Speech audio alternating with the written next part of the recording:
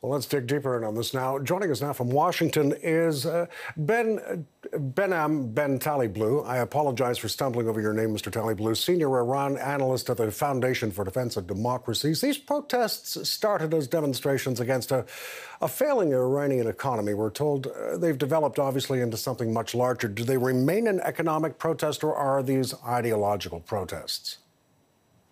Well, first and foremost, Happy New Year, and thanks for having me. These protests initially began as an economic protest as a response to rising food staples and costs of chicken and eggs and the basic staples of the Iranian household, for instance. But they quickly became a veneer and a vector of attack for a larger political and social criticism that Iranians had of their own government, that their own government wasn't representing their interests and that wasn't representing their own values. So what was once economic is now political and widespread. So at this point, when the Supreme Leader says that these problems that are happening within his country have been generated by the enemies of Iran, how much truth does he have in that? Is there any credibility to that as well? Particularly when we see people like Donald Trump's social media postings over the weekend that seem to foment this kind of protest. Well, with or without the President of the United States, the Iranian people would be taking to the streets. What's actually important to note here is that these are long-standing grievances the Iranian people have had for representative government, for social justice, for economic progress, and for basic dignity to be able to afford the foodstuffs in their own country. The president actually, in my view, was right on Twitter. He was spot on the money. He wasn't fomenting protests, so to speak. He wasn't calling for an armed overthrow of the Islamic Republic, but he also wasn't lagging behind and pulling his punches, and he wasn't shy about censuring a regime that brutalizes its own population, that represses its own proud people, represses its history, and engages in predation abroad. I think the U.S. response thus far has been balanced and right on the money. Making sure that the Iranian people know that, unlike 2009, the world superpower stands with them and ready to give them the bully pulpit and to put the spotlight on them. So what would you like to see happen now at this point?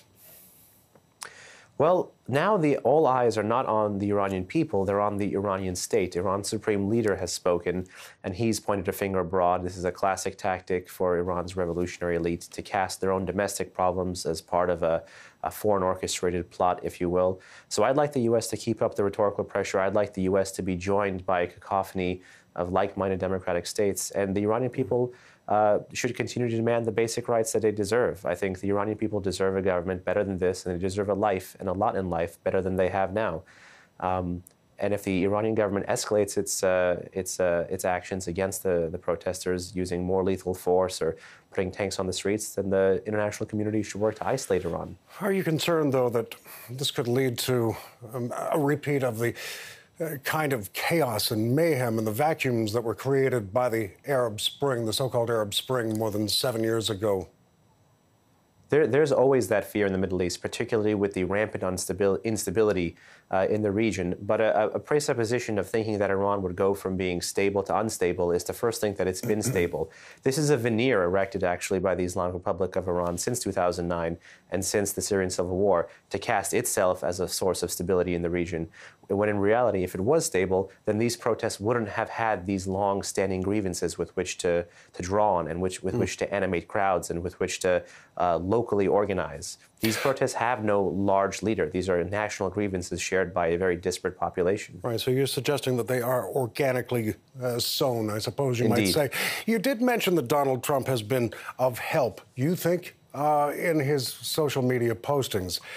But do you not, and I wonder if you would reflect on this, as several others that I've read today have, that there's a certain disingenuousness of someone like Donald Trump expounding on the virtues of democracy?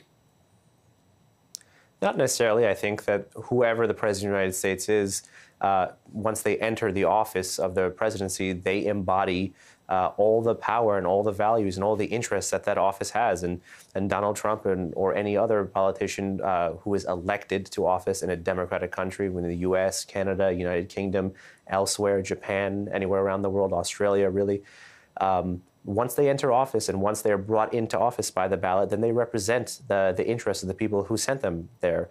And I think the president, genuinely supports the people of Iran. I think he genuinely believes 2009 was a missed opportunity.